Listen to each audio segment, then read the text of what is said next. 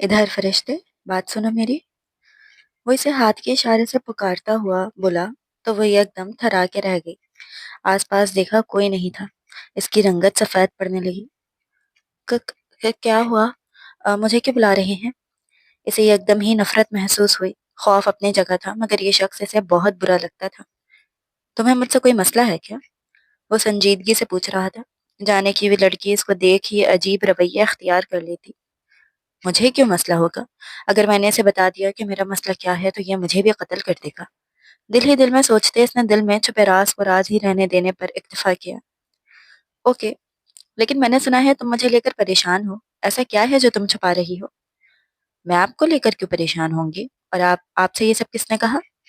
कह रहा हूँ, सुना है मैंने। सुनी सुनाई बातों पर यकीन नहीं करते। इसने बेदिली से कहते जाने का इरादा किया था, जब रमीज ने हाथ आगे करते इसे जाने से रोका। मैंने ये भी सुना है कि तुम्हारा कहीं रिश्ता नहीं हो रहा। ये सुनते ही फरिश्ते के सर पर लगी तलवों पर बुझी। ये आपका मसला नहीं है, इसने तल्खी से कहा तो रमीज हंस दिया। इसकी सियाह गहरी आंखों में अजीब तासुरात उभरे। लेकिन मैं जानना चाहता हूँ, इतनी खूबसूरत लड़की का रिश्ता क्यों नहीं हो रहा? इसके जुमले पर फरिश्ते का चेहरा एहसास तौहीन से सरख पड़ा।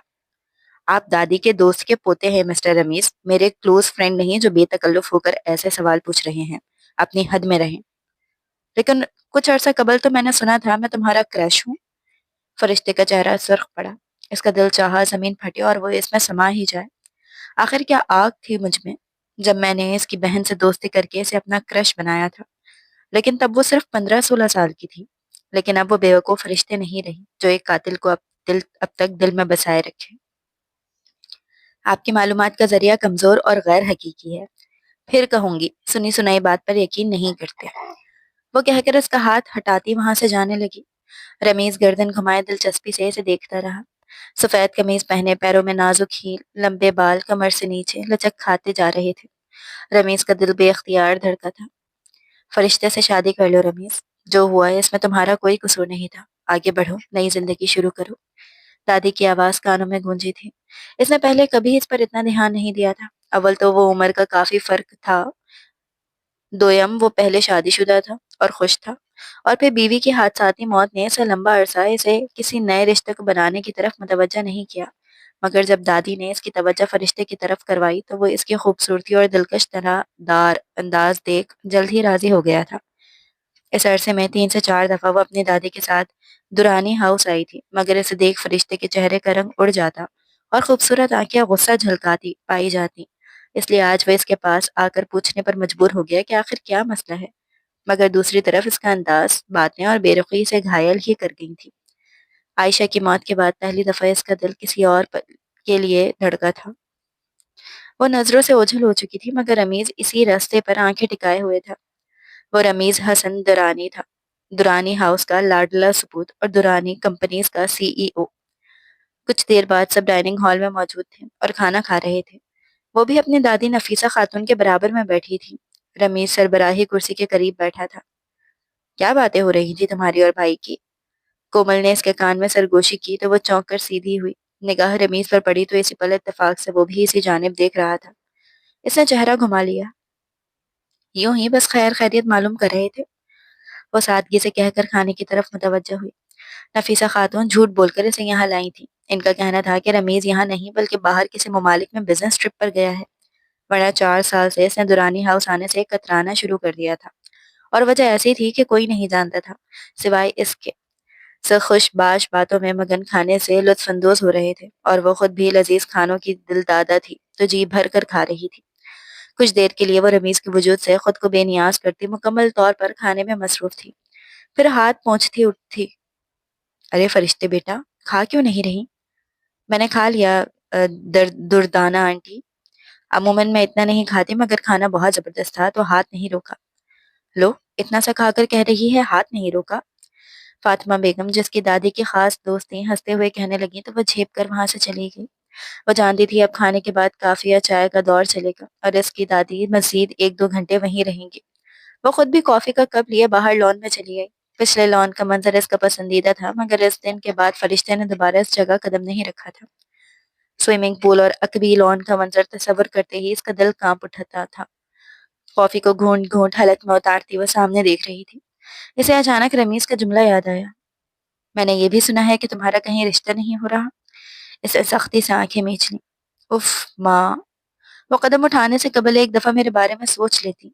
क्यों मुझे सारी दुनिया में रुसवा करवाने के लिए छोड़ दिया। वो 6 साल की थी जब इसकी माँ बिस्मा एक 16 साल लड़के के साथ घर छोड़कर भाग गई थी। 28 साल की उम्र में इसकी माँ को एक टीनेजर से मोहब्बत हो गई और वो इसे लेकर घर से भाग गई, जिसे बहुत ढूंढा गया, लेकिन फिर पता चला कि इसने इसी लड़के से निकाह कर लिया है और किसी दूसरे शहर में रह रही है। इस वक्त ये वाकया नफीसा के खानदान के लिए एक बहुत बड़ा धचका था। सारे जमाने में थू थू हुई, क्योंकि इसकी माँ इनके ही खानदान की थी। लेकिन असल मुसीबत तो फरिश्ते पर आई थी। वो जो जो बड़ी होती गई, इसे आसपास के लोगों ने इसकी माँ के लिए करम का एहसास दिलाना शुरू कर दिया। वो लोग जो इसके बचपन में इस पर तरस खाते थे, अब इसे ताना देने लगे। वो परेशान रहने लगी। स्कूल में, घर में, खानदान में, हर जगह इसे अजीब नजरों से देखा जाता। इसके एक एक अमल पर खास नजर रखी जाती थी। इसके चचा, ताया, फूफा और इनके सभी बच्चे भी इसको किसी न किसी मौके पर यह एहसास दिला चुके थे कि वो एक भगौड़ी माँ की बेटी थी और इस पर यकीन एतमाद नहीं किया जा सकता था। खानदान में किसी ने इसका रिश्ता नहीं लिया। किसी को भी ये एहसास नहीं था कि वो भी इनका खून थी और इसकी माँ के अमल में वो मुकम्मल बेकसूर थी। और भला जो अमल माँ ने किया, इसकी सजा इसकी बेटी को क्यों मिल सकती थी। लेकिन कोई भी इतना ज़र्फ नहीं दिखाता कि इसको अपनी पनाह में लेकर इस पर दस्ते शफ़क़त रखे। खुद इसका बाप इसकी माँ की बेवफ़ाई के बाद ही से गुस्सैला और चिड़चिड़ा हो गया था, जिसने बहुत बाद में जाकर दूसरी शादी की थी। और वो इस शादी से भी खुश नहीं था, क्योंकि औरत ज़ात से इसका भरोसा मुकम्मल तौर पर उठ चुका था। यहाँ तक कि खुद की बेटी भी अब इसे नज़रों में चुभती थी। किन सोचों में गुम हो? रमीज़ की आवाज़ पर वो एकदम चौंकी, फिर हड़बड़ाकर सीधी हुई। वो सामने सीने पर हाथ बांधे खड़ा था। आप क्यों मेरी सोचें जानने में दिलचस्पी ले रहे हैं? इसमें बुराई क्या है? मैं तो सिर्फ घर आए तन्हाई पसंद और कम गो मेहमान को थोड़ी अच्छी कंपनी देना चाह रहा था। मेरी तन्हाई को किसी कंपनी की ज़रूरत नहीं है। वो इसकी आंखों में देख रही थी। क्या वो एक सीरियल किलर था या कोई ज़हनी मरीज़? ये सवाल पिछले 4 साल से इसके ज़हन में कुलबुला रहा था। ऐसा क्यों? बचपन में तो तुम बड़ी शरारती और चुलबुली हुआ करती थी। बचपन गुज़र गया है, अपने साथ बहुत सी चीज़ें लेकर। वो आहिस्तेगी से बोली, लोगों की बातें ज़हन पर इतना सवार करोगी तो कभी खुश नहीं रह पाओगी। क्या मतलब? कौन लोग, कैसी बातें? तुम अपनी दादी की लाडली हो और मैं अपनी दादी का, और वो दोनों बचपन की बहुत पक्की सहेलियां हैं। तो तुम्हें नहीं लगता कि मुझे क्या कुछ मालूम हो सकता है? तो वो तनक कर बोली, क्या वो इस पर तरस खा रहा था? एक जालिम, जाबिर, कातिल? तो कुछ नहीं, मैं सिर्फ एक नसीहत कर रहा था। आपको लगता है आपको नसीहतें करनी चाहिए? वो तंज़ी अंदाज में हंसी। किसी को अच्छी नसीहत करना कोई बुरी बात नहीं है। नहीं, अच्छी बात है, मगर मुझे आपकी नसीहत नहीं चाहिए, थैंक यू। वो वहां से उठकर जाने लगी तो वो सर झटक कर हंस दिया। सारा दिन घर में कभी किससे किसी से तो कभी किसी से उलझती हो। एक दिन कहीं चली जाओगी तो जहन बटेगा ना। इसमें क्या गलत किया मैंने? आप अच्छी तरह जानती हैं मुझे आपकी बेस्ट फ्रेंड का वो पोता कितना जहर लगता है। उस जहर लगते पोते का रिश्ता मांगा है फातिमा ने मुझसे। वो हंसते हुए बोली तो फरिश्ते का चेहरा एकदम सफेद पड़ा, मुंह बेयकीनी से खुला। गाड़ी में एकदम सन्नाटा छा गया। क्या मतलब? मैं क्यों एक बेवा आदमी से शादी कर लूं? वो एकदम तप कर बोली और अगले ही पल नफीसा खातून का कहका बुलंद हुआ। बेवा? पागल हो फरिश्ता, मर्द कहाँ से बेवा होते हैं, औरतें बेवा कहलाती हैं। बीवी मरने के बाद जो भी कहलाते हैं मर्द, मुझे उनसे शादी नहीं करनी। वो तलखी से कहती रुख मुड़ गई। लो, फिर कौन सा शहजादा गुलफाम बैठा है? उम्र निकली जा रही है तुम्हारी, 25 की हो गई हो। 25 साल की उम्र में किसी की उम्र नहीं निकलती दादी। अब आपकी उम्र में 13 साल की लड़कियों की शादी करते थे तो ये हमारा कसूर नहीं। वो मुंह बनाकर बोली। नफीसा खातून हनकारा भर के रह गई। इसे तो वो मना ही लेंगी। लो, आ गई दादी पोती अमीरों के घर की सैर करके।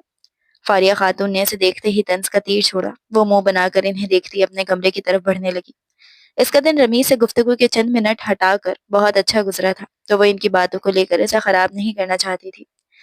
इन जितने अमीर ना सही मगर अच्छे खासे लोग हैं हम भी, मगर नाशुक्रापन कभी खत्म हो तो शुक्र अदा करेंगे। वो कमरे में आते सर झटक कर गुसल खाने की तरफ बढ़ गई। वापस आई तो जिस्म पर शब ख्वाबी का लिबास था।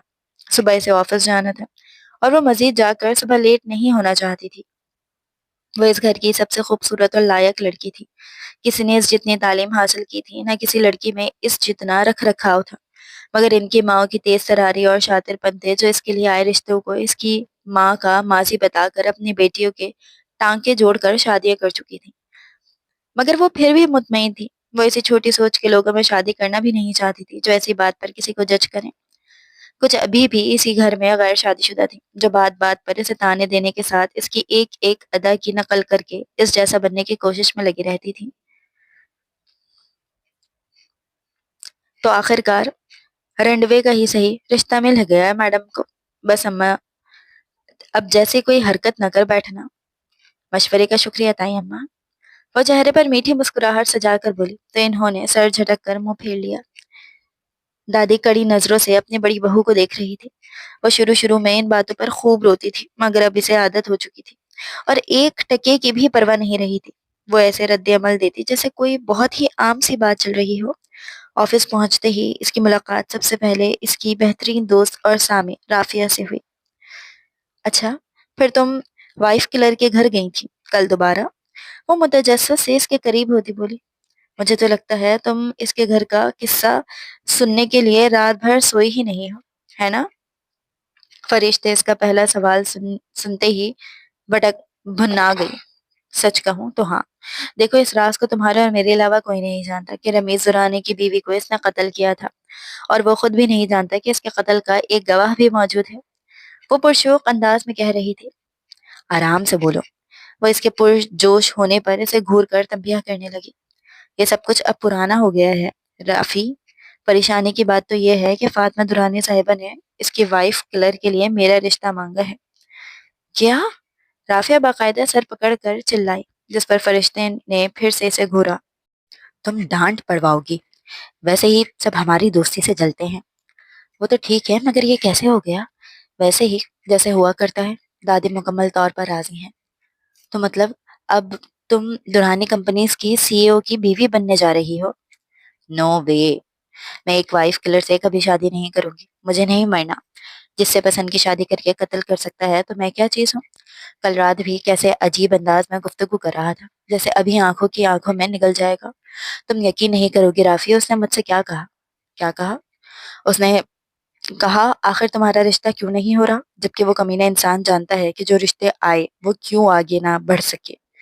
دادی ہر بات اپنی بچپن کی دوست کو بتاتی ہیں اور وہ گھنا وائف کلر اپنی دادی سے ساری سنگن لیتا ہے۔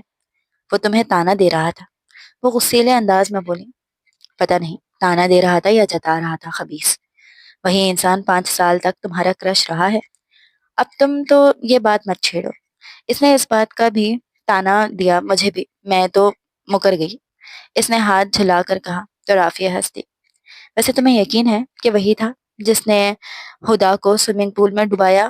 رافیہ نے ہمیشہ کی طرح یہ سوال دہرانا لازمی سمجھا۔ ہاں وہی تھا رافیہ، میری آنکھیں دھوکہ نہیں کھا سکتی۔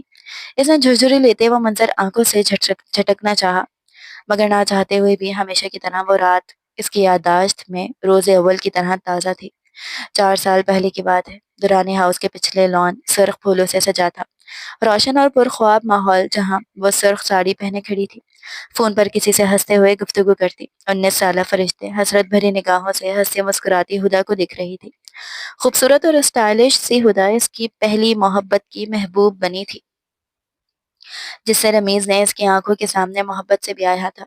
1 سال پہلے ہی تو ان کی شادی ہوئی تھی۔ اسے آج بھی یاد تھا کہ کیسے وہ اس کی شادی پر دھاڑے مار مار کر ہوئی تھی، لیکن 18 سالہ فرشتے کی جگہ 28 سالہ رمیز رانی کے دل میں کہیں نہیں تھی۔ وہ تو اسے کومل کی طرح اپنی بہنوں جیسا ٹریٹ کرتا تھا، مگر اس کا دل اور دل کی عجیب چاہت۔ وہ رمیز کو مختلف مواقع پر اپنی محبوب بیوی پر چاہت لٹاتے دیکھ چکا تھا، اور اس پل بھی یہی ہوا۔ رمیز کو آتا دیکھ وہ ایک دم درخت کی آڑ میں ہوئی تھی۔ یہ پارٹی ختم ہونے کے بعد کا منظر تھا، جب پچھلا لان خالی ہو چکا تھا۔ گھر کے مکین اندر تھے اور مہمان جا چکے تھے۔ اینیورسری کی پارٹی بہت شاندار تھی، مگر اب وہاں ان دونوں کے سوا کوئی نہیں تھا۔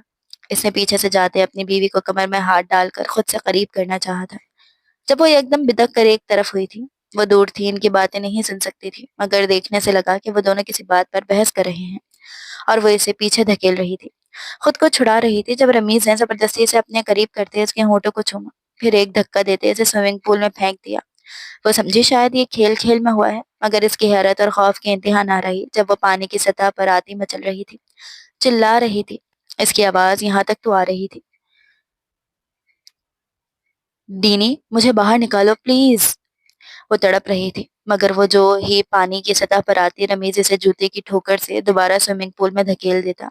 اس کا دل چاہا وہ باہر نکل کر لوگوں کو جمع کرے، مگر اسے خوف آیا تھا اگر وہ اسے بھی نہیں نہیں، وہ خوف کے مارے وہیں دبک کر بیٹھی رہی تھی، مگر اس نے آنکھیں گھٹنوں میں دے کر خود کو چھپا لیا تھا، یہاں تک کہ وہاں خاموشی چھا گئی، مکمل سکوت۔ کافی دیر گزرنے کے بعد وہ وہاں سے نکلی تو اس نے خدا کی لاش کو پانی پر تیرتے دیکھا تھا۔ اس دن کے بعد اس کی زندگی ہمیشہ کے لیے بدل گئی تھی۔ رمیز کی محبت دھواں بن کر اس کے دل سے نکل چکی تھی، اور اب فقط ایک خوف بھری نفرت تھی جس کا اظہار وہ براہ راست بھی کئی دفعہ کر چکی تھی۔ اس کی موت کے بعد رمیز کی بگڑی حالت، بیماری، دکھ اور صدمے کا ڈرامہ سن سن کر اسے مزید نفرت ہونے لگی تھی۔ کوئی انسان اپنی بیوی کو قتل کرنے کے بعد کس طرح ذہنی مریض بننے کا ناٹک کر سکتا تھا، جبکہ دوسری طرف اس کے گھر والوں نے بھی فرض کر لیا کہ ہدا کی موت پاؤں پھسلنے سے ہوئی تھی۔ لیکن سب سے زیادہ نفرت اور دکھ کی بات یہ تھی کہ اس وقت ہدا 6 ماہ کی حاملہ تھی۔ اس دن کے بعد سے جیسے فرشتے کا دل دورانی ہاؤس سے اکتا گیا، یہاں تک کہ اس کی بہترین دوست کومل کو بھی اس نے رفتہ رفتہ خیر آباد کہہ دیا۔ اب دوستی فقط دورانی ہاؤس کے چکر لگنے پر سرسری سی ملاقات تک رہ گئی تھی۔ میڈم کن خیالات میں گم ہو؟ رافیہ نے اس کی آنکھوں کے سامنے ہاتھ ہلایا تو وہ چونک کر حال میں لوٹ آئی۔ کچھ نہیں، بس چلو چھوڑو فی الحال یہ سب۔ مریم مجھے کہہ گئی تھی کہ تمہارے آتے ہی تو میں کہہ دوں گی بسم اللہ آٹوز والی فائل فوراً تیار کر کے سر کو پہنچاؤ، اور تم مجھے یہ اب بتا رہی ہو؟ فرشتے کو تو ہوش ہی اڑ گئے، وہ رافیہ کو کوستے ہوئے جلدی جلدی فائل کھولنے لگی۔ وہ آفس سے تھکی ہوئی شام کو گھر پہنچی تو نئی خبر اس کی منتظر تھی۔ وہ اپنے لیے کھانا لیے دادی کے کمرے میں آئی کیونکہ وہ رات کا کھانا وہیں کھاتی تھی۔ کبھی کبھار تو باتیں کرتے کرتے وہیں دادی کے پلنگ پر ڈھیر ہو جاتی۔ اس دن بھی ٹرے میں اپنا کھانا اور دادی کا ساگودانہ لیے وہ وہاں آئی۔ دادی رات کو بس ساگودانہ کھاتی تھی کیونکہ کچھ اور کھا لینے کے بعد ان کے معدے میں درد ہوتا تھا۔ کیسا رہا دفتر میں آج کا دن؟ ویسا ہی، عام سے کچھ خاص نہیں ہوا، وہ نوالا توڑتے ہوئے بولی۔ کل چھٹی کر لینا۔ کیوں؟ فاطمہ لوگ آ رہے ہیں نا۔ کیوں آ رہے ہیں؟ وہ ایک دم چونکی، دماغ نے خطرے کی گھنٹی بجائی۔ ارے پہلی دفعہ آ رہے ہیں، کیا تم یوں بلبلا رہی ہو؟ وہ برا مان کر بولے۔ اچھا اچھا، وہ مطمئن ہو گئی۔ سچ ہی تھا، وہ اکثر ہی وہاں آ جاتی تھی۔ اتنا دادی دورانی ہاؤس نہیں جاتی تھی جتنا وہ لوگ فاتح منزل میں آتے تھے۔ وہ لوگ سے مراد صرف فاطمہ دورانی اور کومل تھے۔ عرصہ دراز میں کبھی رمیز بھی آ جاتا جو چائے پینے کے بعد واپس چلا جاتا تھا۔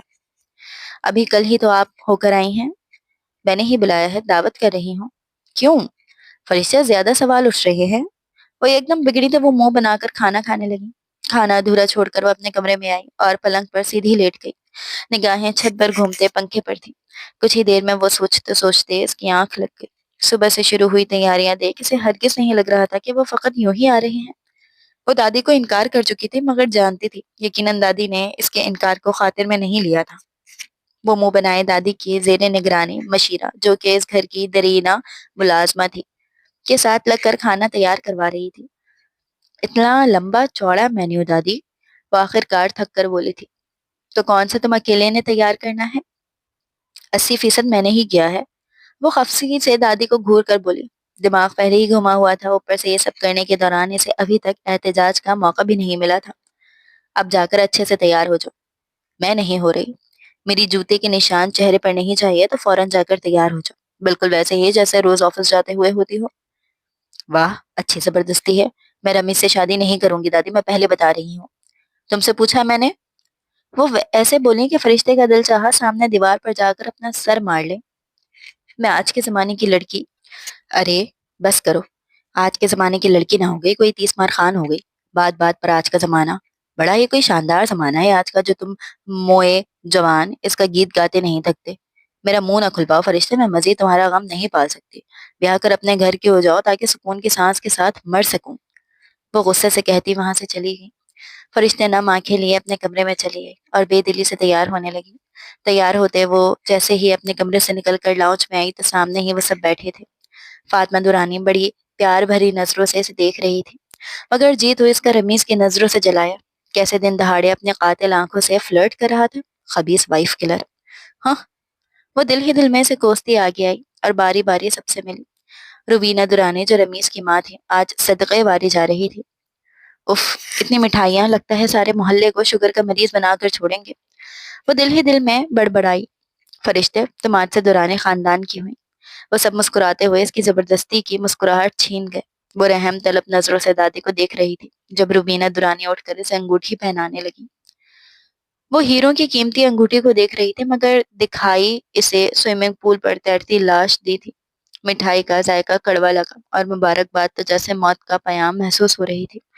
वो तेजी से उठकर वहां से चली गई, शर्मा गई। नफीसा खातून ने हंसते हुए कहा था। रमीज की निगाहें इसके ताकुब में गई थी। खाना मेज पर लग चुका था, तमाम लोग खाने की मेज पर मौजूद थे, मगर वो गायब थी। किसी बहाने नफीसा उठकर इसे तलाश करने गई तो वो इन्हें अपने कमरे में पलंग पर साख्त बैठी दिखाई दी। ये क्या तरीका है बेटी? मेहमान आए बैठे हैं और तुम कमरे में बंद हो। क्या सोचेंगे वो लोग? देखो मेरी जान, एक न एक दिन शादी होनी ही है, तो फिर वक्त पर एक अच्छे इंसान से क्यों नहीं? क्या मसला है रमीज में? मैं रमीज से शादी नहीं कर सकती, वो बहुत बुरे हैं।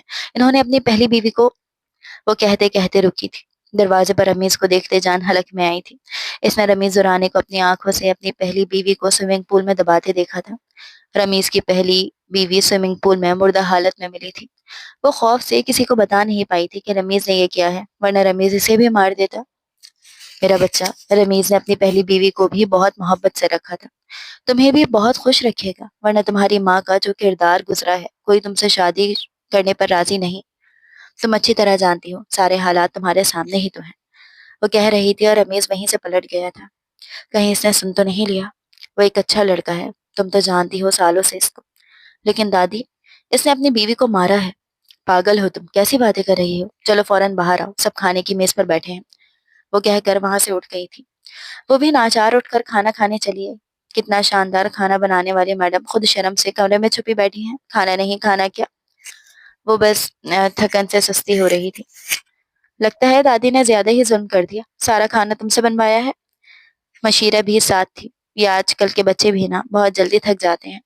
अब ये मत कहिएगा कि आप अपने ज़माने में क्या कुछ करती थी। नफीसा दादी, आपके ज़माने में ग़िज़ा आबो हवा खालिस हुआ करती थी। तब के लोगों का जिस्मानी निज़ाम मजबूत हुआ करता था। आज के लोग बेचारे केमिकल भरी हवा में सांस लेते हैं। नकली दूध, केमिकल से पकाए फल और नकली अंडे खाते हैं। कोई कंपैरिजन नहीं बनता। रमीज हाथ उठाकर बोला तो वहां मौजूद तमाम लोग हंस दिए, जबकि वह हंस भी ना सकी। इसके तासुरात की नोट करती रह गई कि वो इसकी बात सुन चुका है कि नहीं, कहीं समझ तो नहीं गया। खैर, मुझे क्या। देखो नफीसा, मंगनी तो समझो हो ही गई। अब निकाह और वलीमे की तारीख का तुम हमें बता देना, हम फिर आएंगे, मगर जल्दी ही, जितनी जल्दी मुमकिन हो। मैं तो कहती हूँ अगले महीने रख लेते हैं, रुबीना कह रही थी। इसके गले में फंदा लगते लगते रह गया। निगाह बेअख्तियार रमीज पर गई। वो इसी को देख रहा था, मुस्कुरा दिया। इसने तल्ख निगाह इस पर डालते निगाहें चुरा ली। वो शादी के हवाले से बात कर रहे थे और इसे अपने आखिरी दिन करीब आते महसूस हुए। कुछ देर बाद वो चाय का कप लिए उकबल लॉन में लगे झूले पर बैठी थी। जब वो वहां चला आया, हाथ में कॉफी थी, चेहरे पर इत्मीनान। आज के दिन भी अकेले पल ढूंढ लिए। हम्म, इसने फकत इतना ही कहा। मुबारक हो। किस लिए? बेरखी से पूछा।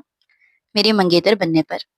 वो इसको गहरी निगाहों से देखते हुए बोला तो इसने बेअख्तियार नजरें उठाकर इसे देखा। इसके यूं देखने पर गड़बड़ा गई। मुझे क्यों लगता है कि तुम मुझे लेकर मिक्स फीलिंग्स रखती हो? Mix feelings? हाँ, मोहब्बत भरी नफरत या नफरत भरी मोहब्बत। क्या इसलिए अभी तक नाराज हो कि मैंने पहले तुम्हारी मोहब्बत क्यों कबूल नहीं की? बकवास मत कर। वो तब गई और सुर्ख चेहरा लिए इसे देखा। वो हंस दिया। इसका गुस्सीला चेहरा और सुर्ख आंखें इसे लुत्फ देती थी। ओके, सॉरी मैडम, तुम बहुत छोटी थी तब। मुझसे तो खैर अब भी छोटी हो, मगर पहले अंडर एज थी। शुरू शुरू में मुझे अच्छा लगता था तुम्हारा मेरी तरफ मुतवज्जा होना, मुझे देखना और चुपके से गिफ्ट कार्ड्स भेजना। इसने झटके से गर्दन उठाई। I never sent you any gift card. इसके खुले झूठ पर वो हैरान रह गई थी। It's okay, don't be embarrassed. मैं क्यों शर्मिंदा होंगी जब मैंने कभी आपको ऐसा कुछ भेजा ही नहीं। लेकिन मेरे पास आज भी मौजूद हैं वो सीने पर हाथ बांधे मुस्कुरा रहा था। वो हैरत और उलझन में अपनी जगह से खड़ी हुई। मुझे दिखाइएगा। जरूर वो किसी और, उन पर तुम्हारा नाम लिखा है फरिश्ते। वो झुककर इसकी नाक को शहादत की उंगली से दबाता वहां से चला गया। फरिश्ते हक्का बक्का खड़ी रह गई, फिर तेजी से अपनी नाक उंगली से रगड़कर इसका लम्स मिटाना चाहा। दिमाग सुन हो रहा था। ये कैसे मुमकिन है? وہ جا چکا تھا مگر یہ گفتگو پھر ساری رات ذہن میں کلبلاتے رہتی۔ ہر ملاقات کے بعد یہی تو ہوتا تھا، اس کی باتیں آنکھیں ذہن سے نکلتی ہی نہ تھی۔ اف، کیسی مصیبت نے زندگی پر قبضہ کر لیا تھا۔ دن تیزی سے گزر رہے تھے، تیاریاں دونوں طرف جاری تھی، مگر ایک وہ تھی جو بس دل ہی دل میں خود سے کڑھتی رہتی تھی۔ دادی نے آفس سے استعفیٰ دینے کا عندیہ بھی دے دیا تھا۔ ان کا کہنا تھا کہ اگر شادی کے بعد بھی کام کرنا ہو تو شوہر کی اجازت سے کسی کی کمپنی میں کرنا۔ اسے یاد آیا، ہدا بھی تو اس کی کمپنی میں ملازمت کرتی تھی، اس کی سیکریٹری تھی، جو چند مہینوں میں ہی محبوبہ کے درجے پر فائز ہو گئی تھی۔ محبت بہت تیزی سے پروان چڑھی اور پھر شادی بھی جلدی ہوئی۔ شادی کے ٹھیک 1 سال بعد رمیز نے اسے اس کی آنکھوں کے سامنے قتل کر دیا۔ فاطمہ نے یہ تصویریں بھیجی ہیں، شادی کا لہنگا پسند کرو۔ وہ اسے اپنا موبائل پکڑا رہی تھی۔ وہ چونک کر سیدھی ہوئی، دادی کو دیکھا جو ان دنوں جیسے پھر سے جوان ہو گئی تھی۔ بڑھ چڑھ کر تیاریاں، خوب پیسہ خرچ کر رہی تھی۔ بقول اس کی تائی اور چاچیوں کے، وہ سارے پیسے پر سانپ بن کر ہی اس کے لیے بیٹھی تھی کہ اس کی شادی پر پانی کی طرح بہا سکے۔ سب کو اس کی شادی کے یوں کھلے خرچوں پر اعتراض تھا۔ بقول ان کے اتنے امیر گھر جا رہی ہے تو وہیں سارے ارمان نکال لے، مگر دادی کا کہنا تھا کہ یہ اس کا حق تھا جو اسی پر خرچ ہوگا۔ دادی نے اسے سونے کے زیورات، ڈھیروں ملبوسات، جہیز میں اعلیٰ سے اعلیٰ چیزیں مہیا کی تھی۔ ایک ایک شے قیمتی تھی۔ دادی، آپ کی اپنی پسند بہترین ہے، جو کرنا ہے خود کریں۔ لو بھلا، کم از کم شادی کا جوڑا تو خود پسند کرو۔ وہ اسے زبردستی موبائل پکڑا گئے۔ جو پسند ہو اس کی تصویر انہیں دوبارہ بھیج دینا۔ وہ بے دلی سے دیکھنے لگی۔ ہر لہنگا ایک سے بڑھ کر ایک تھا۔ اسے خود بھی سمجھ نہ آیا کہ کون سا پسند کرے اور کون سا چھوڑ دے۔ بڑی مشکل سے ایک پر اکتفا کرتے اس نے اس کی تصویر دوبارہ انہیں بھیج دی۔ کچھ ہی دیر میں ولیمے کے ملبوسات کی ڈھیروں تصاویر موصول ہوئیں۔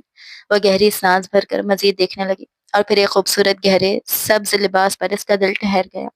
اس نے اس کی تصویر دوبارہ بھیجی تو سامنے سے ایک میسج موصول ہوا۔ واہ بھائی، یہ تو دلہے صاحب نے پسند کیا تھا، دلہن کو بھی یہی پسند آیا۔ اف، فرشتے لب بھیج کے رہ گئے۔ اور یوں ہی تیزی سے گزرے دنوں میں وہ دن بھی آ گیا جب اس کا نکاح تھا۔ وہ رات بھر دادی کے سینے سے لگی روتی رہی۔ اس کا باپ بھی ان کی شادی پر آیا تھا، مگر مجال ہو جو اس نے سر اٹھا کر ان کی طرف دیکھا یا کوئی بات کی ہو۔ ان کی آمد پر سرسری سی سلام دعا کے بعد وہ ان کے سامنے تک نہ گئی۔ اگلے دن 12 بجے وہ باہر پارلر کے لیے نکل چکی تھی۔ پارلر میں اس کے ساتھ رافیہ تھی جو اس کی خاموشی پر الجھن کا شکار تھی، مگر ایک طرف خوشی بھی تھی، اس کی شادی کی خوشی، مگر ساتھ ہی اس کا لاکھوں بار سنایا قصہ تھا جو اسے کسی صورت چین نہیں لینے دے رہا تھا۔ تیار ہونے کے بعد وہ کسی اپسرا کا روپ دھارے بینکویٹ پہنچی تو سب ہی اسے دیکھتے رہ گئے۔ سب کی توجہ کا مرکز بنی کیمروں کی فلیش پر پزل ہوتی وہ رمیز کی نگاہوں سے مزید پریشان ہو رہی تھی۔ نکاح کی رسم کا وقت جیسے ہی قریب آیا، اس کا دل سوکھے پتے کی مانند کانپنے لگا۔ فرشتے بنتے فاران، آپ کو اپنا نکاح رمیز دورانی بن حسن سی نکاح خواہ کو دیکھ رہی تھی۔ اس کے ہاتھ میں قلم جانے کس نے پکڑایا۔ اس نے خود کو قبولیت کے کلمات ادا کرتے سنا، پھر قلم سے نگاہ نامے پر دستخط کرتے ہاتھوں کو دیکھتے اس نے خود کو روکنے کی کوشش کی، مگر کچھ بھی ممکن نہ ہوا، جیسے سب کچھ کسی ٹرانس کی کیفیت میں ہو رہا تھا۔ مبارک ہو بیگم صاحبہ، رمیز کی مسکراتی آواز کے تعاقب میں اس نے سامنے بیٹھے اس خوبصورت شخص کو دیکھا جو کبھی اس کے دل کی دھڑکنوں کا شور ہوا کرتا تھا، اور اب وہ اسے دیکھ کر صرف ناپسندیدگی محسوس کرتی تھی۔ وہ منظر پھر ذہن میں تازہ ہوا تھا۔ وہ پھر معاف دماغ لیے بیٹھی رہی یہاں تک کہ اسے رخصت کروا کر دورانی ہاؤس پہنچا دیا گیا۔ اس رات اس کمرے میں موجود وہ اپنی تنہائی سے گھبرا کر روتی تھی۔ ہنگامہ، لوگ، سب کچھ پیچھے رہ گیا۔ سجی ہوئی سیج، خوشبوؤں سے بھرا کمرہ اور اس کا سجا ہوا وجود۔ کچھ ہی دیر میں رمیز وہاں آ گیا تھا۔ آج کے دن بھی اتنی ناراضگی اور اداسی، ایسا لگ رہا ہے زبردستی تمہیں نکاح پڑھوا کر میرے ساتھ بھیج دیا گیا ہے۔ وہ اس کا ہاتھ پکڑے کہہ رہا تھا۔ اس کی ہتھیلی پسینے سے تر ہونے لگی۔ ارے، اتنی ٹھنڈ میں تمہیں پسینہ آ رہا ہے، ریلیکس ہو جاؤ۔ اس کا ہاتھ نرمی سے سہلاتا وہ اسے تسلی دے رہا تھا۔ بہت خوبصورت لگ رہی ہو آج۔ اس طرح اداس ہو کر اس خاص دن کی خوشی ضائع مت کرو۔ مجھے معلوم ہے کہ تم دادی سے بہت اٹیچ ہو، لیکن یہاں سب تمہیں بہت پیار کرتے ہیں، پسند کرتے ہیں، پھر جب کہو گی میں تمہیں دادی سے ملانے لے جاؤں گا، ٹھیک؟ اس نے اس بات میں گردن ہلائی۔ یہ دیکھو، تمہارا تحفہ۔ سائڈ ٹیبل پر پڑی ٹبیا اٹھاتے اس نے کھولی۔ میں نے کومل سے پوچھا کہ تمہیں جویلری میں سب سے زیادہ کیا پسند ہے؟ اس نے کہا پائل، یہ میں نے خاص تمہارے لیے بنوائی ہے، ڈائمنڈ اینکلیٹ۔ اس نے نرمی سے اس کا پاؤں اپنی گود میں رکھتے وہ پائل پہنائی۔ بہت خوبصورت لگ رہی ہے نا؟ وہ بے اختیار سر ہلانے لگی۔ وہ واقعی بہت خوبصورت تھا۔ آپ نے مجھ سے شادی پر کوئی اعتراض کیوں نہیں کیا؟ خدا سے تو محبت تھی نا آپ کو؟ ہاں، بہت زیادہ، لیکن زندگی کا پلان کچھ اور تھا۔ بہت غلط وقت پر مجھ سے اسے چھینا گیا۔ مجھے لگا میں کبھی سنبھل نہیں پاؤں گا، سانس بھی نہیں لے پاؤں گا۔ جب میں نے اس کے ٹھنڈے بے جان وجود کو اپنے ہاتھوں میں لیا تھا نا، تو مجھے لگا میری کائنات یہی تمام ہوگی۔ ایک لمبا عرصہ میں خود کو الزام دیتا رہا کہ کیوں اس کی فرمائش پر میں آدھی رات کو گول گپے لینے چلا گیا۔ وہ ماں بننے والی تھی۔ روز کسی نہ کسی چیز کے لیے اس کا دل مچلتا تھا۔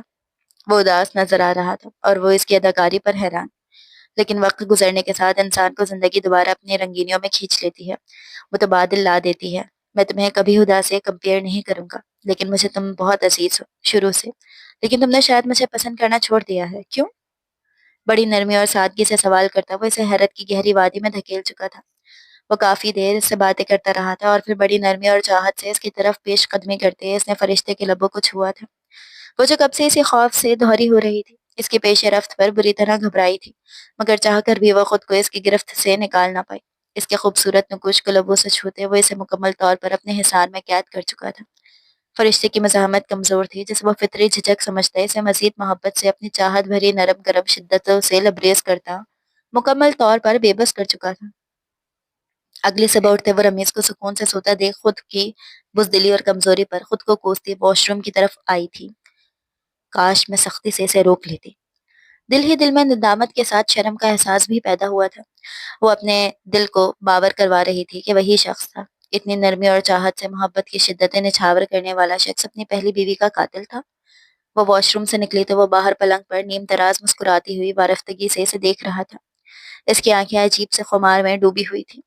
فرشتے کا دل بے اختیار دھڑکا۔ اس نے فوراً نظریں جھکائیں اور اگلے ہی پل وہ اس کی کمر میں بازو ڈالے اپنے قریب کرتے اس کے نرم و نازک لبوں پر مہر محبت ثبت کرتا اسے دنگ کر گیا۔ وہ اس کے سینے پر ہاتھ رکھے اسے پیچھے دھکیلتی اس کی گرفت سے نکلی تھی۔ یہ کیا کر رہے ہیں؟ صبح سویرے دن نکلا ہوا ہے۔